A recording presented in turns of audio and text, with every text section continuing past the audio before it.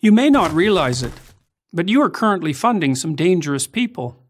They are indoctrinating young minds throughout the West with their resentment-ridden ideology. They have made it their life's mission to undermine Western civilization itself, which they regard as corrupt, oppressive, and patriarchal. If you're a taxpayer or paying for your kid's liberal arts degree, you're underwriting this gang of nihilists. You're supporting ideologues who claim that all truth is subjective, that all sex differences are socially constructed, and that Western imperialism is the sole source of all third world problems. They are the postmodernists, pushing progressive activism at a college near you. They produce the mobs that violently shut down campus speakers, the language police who enshrine into law use of fabricated gender pronouns, and the deans whose livelihoods depend on madly rooting out discrimination, where little or none exists.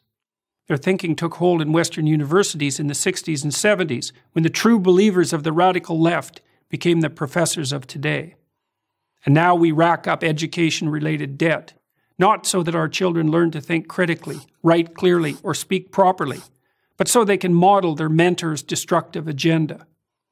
It's now possible to complete an English degree and never encounter Shakespeare, one of those dead white males whose works underlie our society of oppression. To understand and oppose the postmodernists, the ideas by which they orient themselves must be clearly identified. First is their new unholy trinity of diversity, equity, and inclusion. Diversity is defined not by opinion, but by race, ethnicity, or sexual identity. Equity is no longer the laudable goal of equality of opportunity, but the insistence on equality of outcome. And inclusion is the use of identity-based quotas to attain this misconceived state of equity. All the classic rights of the West are to be considered secondary to these new values. Take, for example, freedom of speech, the very pillar of democracy. The postmodernists refuse to believe that people of goodwill can exchange ideas and reach consensus. Their world is instead a Hobbesian nightmare of identity groups warring for power. They don't see ideas that run contrary to their ideology as simply incorrect. They see them as integral to the oppressive system they wish to supplant, and consider it a moral obligation to stifle and constrain their expression. Second is rejection of the free market, of the very idea that free voluntary trading benefits everyone. They won't acknowledge that capitalism has lifted up hundreds of millions of people, so they can, for the first time in history, afford food, shelter, clothing, transportation, even entertainment and travel. Those classified as poor in the US, and increasingly everywhere else, are able to meet their basic needs.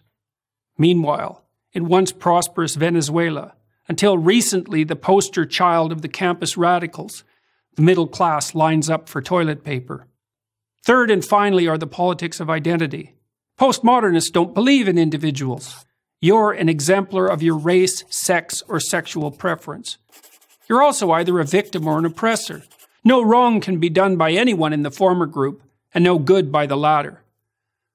Such ideas of victimization do nothing but justify the use of power and engender intergroup conflict.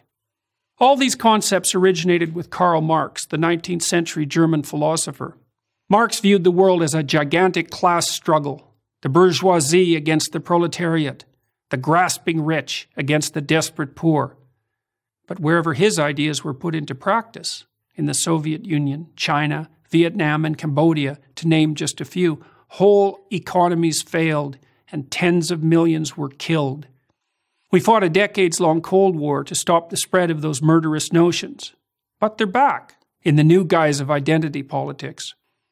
The corrupt ideas of the postmodern neo-Marxists should be consigned to the dustbin of history. Instead, we underwrite their continuance in the very institutions where the central ideas of the West should be transmitted across the generations. Unless we stop, postmodernism will do to America and the entire Western world what it's already done to its universities.